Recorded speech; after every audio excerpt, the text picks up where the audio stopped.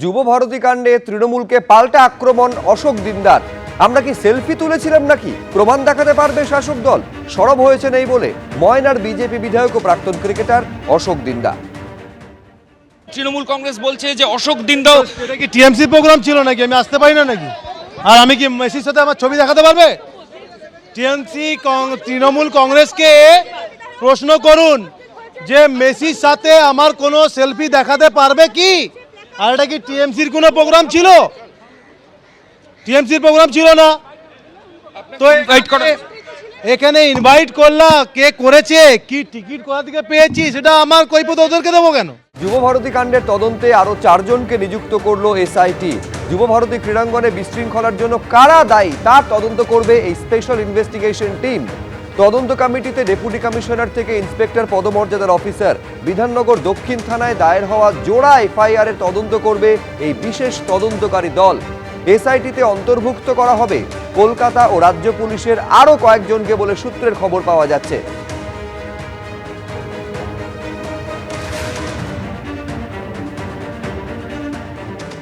প্রথমে মাঠ পরিদর্শন এবং তার পরবর্তীকালে একেবারে যুব ভারতী ক্রীড়াঙ্গন, সেই যুব ভারতী ক্রীড়াঙ্গনের ঠিক পাশেই বিধাননগর কমিশনারেটের যে সিপি অফিস রয়েছে সেই অফিসে এসে পৌঁছালেন এসআইটির সদস্যরা এবং আসার পরবর্তীকালে তদন্ত বর্তমানে কোন পর্যায়ে রয়েছে, কি অবস্থা রয়েছে এবং যাদের গ্রেপ্তার করা হয়েছে, অন্যদিকে যে দুটি এফআইআর রয়েছে সেই এফআইআর সংক্রান্ত বিষয়ে একাধিক বিষয়ে তথ্য সংগ্রহ করেন এসআইটির সদস্যরা। এসআইটির সদস্যরা যখন সেখানে ছিলেন, বিধাননগর কমিশনারেটের সিপি এছাড়া বিধাননগর কমিশনারের উচ্চপদস্থ আধিকারিকরা তারা সেখানে উপস্থিত থাকেন এবং গোটা বিষয়টি এসআইটির সদস্যদেরকে ব্রিফ করেন যে কি হয়েছিল 13 তারিখে এবং তার পরবর্তীকালে তারা কি পদক্ষেপ নিয়েছে সেই সংক্রান্ত বিষয়। একাধিক যে প্রশ্ন এসআইটির সদস্যরা তারা কিন্তু করেন যে গত 13 তারিখে যুব ভারতী ক্রীড়াঙ্গনে ঠিক কী পরিস্থিতি তৈরি হয়েছিল, কেন এমন পরিস্থিতি হলো, কিভাবে গোটা বিষয় এত লোক ভেতরে প্রবেশ করলেন, সেই সমস্ত একাধিক বিষয় কিন্তু জানতে চান বলে জানতে পারছি।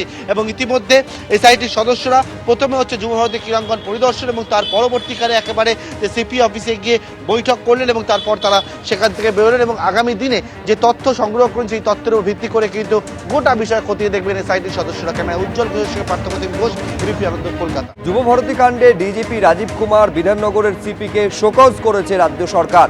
রাজ্য পুলিশের ডিজি রাজীব কুমারকে শোকজ করা হয়েছে, আজকের মধ্যে জবাব তলব করা হয়েছে।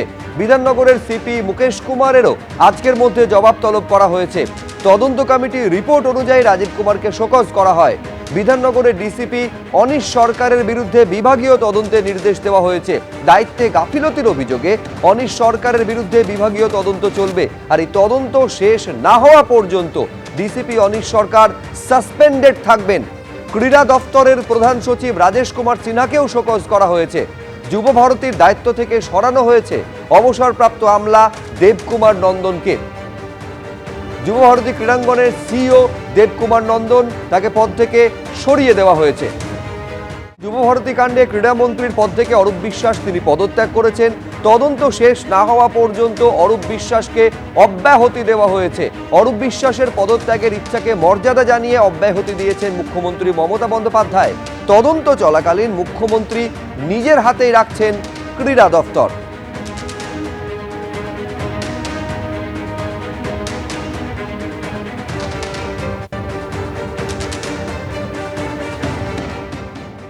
এই দুই মন্ত্রীর ইস্তফা সম্পূর্ণভাবে ইস্তফা নয়, মানে মুখ্যমন্ত্রী সরিয়ে দেওয়া, ডিসমিস করা। ইস্তফা করতে দেওয়া মানে তো আপনি তাকে সসম্মানে বেরিয়ে যেতে দিচ্ছেন। মুখ্যমন্ত্রীর উচিত ছিল কান ধরে ওকে বসিয়ে দেওয়া, সাসপেনশন করে দেওয়া বা ওকে সরিয়ে দেওয়া, আপনার নিজের পদ থেকে ডিসমিস করে দেওয়া। এটা অত্যন্ত প্রয়োজন ছিল, কিন্তু মুখ্যমন্ত্রী কিছুই করেননি। আর দ্বিতীয় প্রশ্ন হচ্ছে, যদি পুলিশ কমিশনার দায়ী হয়, ডিজিপির উপরে যদি দায়ী চাপানো হয় রাজীব কুমারের উপরে, তাহলে পুলিশ মন্ত্রী কেন দায়ী হবে? ইভেন্ট ম্যানেজমেন্ট বাইরের কোম্পানিকে দিয়ে করানো, অনেকে বলে বেড়াচ্ছে যে বামফ্রন্ট আমলে হয়েছিল, সরকার করেছে। ইভেন্ট ম্যানেজমেন্টের জন্য আলাদা করে কাউকে কন্ট্রাক্ট দেওয়া হয়নি। স্বাভাবিকভাবেই এ ধরনের ঘটনা আমাদের রাজ্যের মানুষের বদনাম হয়েছে। মন্ত্রীকে সরানো হয় প্রভাব বিস্তার করতে না পারে, কিন্তু মন্ত্রী তো আরেকটা দপ্তরের আছে, ক্রীড়া দপ্তরের নেই, কিন্তু আরেকটা দপ্তরের মন্ত্রী তো থেকে গেছে সে। এটা কি মন্ত্রীকে সরানো হলো? তার আরেকটা কি দপ্তর, আলো জ্বালার দপ্তর, তাই তো? আলো জ্বালার দপ্তর, সে দপ্তরটা কি ফালতু? আলো জ্বালার দপ্তরের বাজেট আর স্পোর্টস মানে ডিপার্টমেন্টের বাজেট এক না।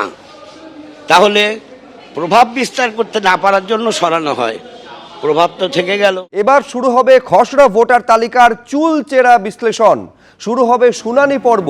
যে খসড়া ভোটার তালিকা কমিশন প্রকাশ করেছে তা ম্যাপিং হয়েছে 3টি ভাগে: progeny mapping, self mapping, no mapping. নির্বাচন কমিশন সূত্রে দাবি, নো ম্যাপিং অর্থাৎ যেসব ভোটার তার নিজের বা নিকটাত্মীয় কারুর নাম 2002 সালের ভোটার তালিকা থেকে ম্যাচ করাতে পারেননি, এরকম প্রায় 30 লক্ষ ভোটার রয়েছে। তাদের সকলকেই শুনানিতে ডাকা হবে। কমিশন সূত্রে দাবি, 1,67,00,000 ভোটারের দেওয়া তথ্যে অসঙ্গতি রয়েছে। তবে তাদের মধ্যে কাদের শুনানিতে ডাকা হবে সেই সিদ্ধান্ত নেবে নির্বাচন কমিশন। নির্বাচন কমিশনের তথ্য বলছে, প্রজেনি ম্যাপিং এর ক্ষেত্রে মা বাবার সঙ্গে সংশ্লিষ্ট বয়সের ফারাক 15 বছরেরও কম এরকম ভোটারের সংখ্যা 10,76,981। আবার মা বাবার সঙ্গে বয়সের ফারাক 50 বছরের বেশি এমন ভোটারের সংখ্যা 8,59,275।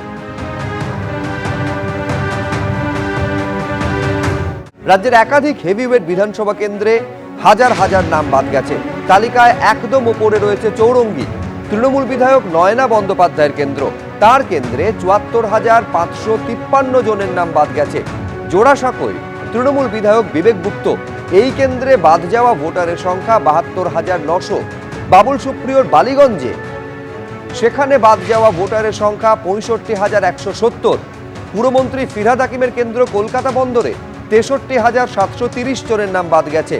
কসবার তৃণমূল বিধায়ক জাভেদ খানের কেন্দ্রে বাদ যাওয়া ভোটারের সংখ্যা 58,227। দেবব্রত মজুমদার যাদবপুরের তৃণমূল বিধায়ক, তার কেন্দ্রে 54,232 জনের নাম বাদ গেছে।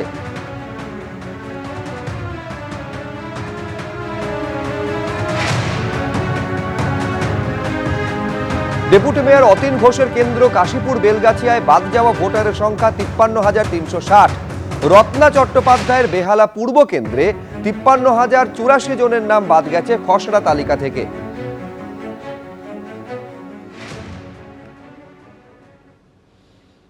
এর আগে ভুলবশত বেহালা পূর্বের তৃণমূল বিধায়ক রত্না চট্টোপাধ্যায়ের নাম রত্না বন্দ্যোপাধ্যায় বলে সম্প্রচারিত হয়েছিল। অনিচ্ছাকৃত এই ত্রুটির জন্য আমরা দুঃখিত ও ক্ষমাপ্রার্থী।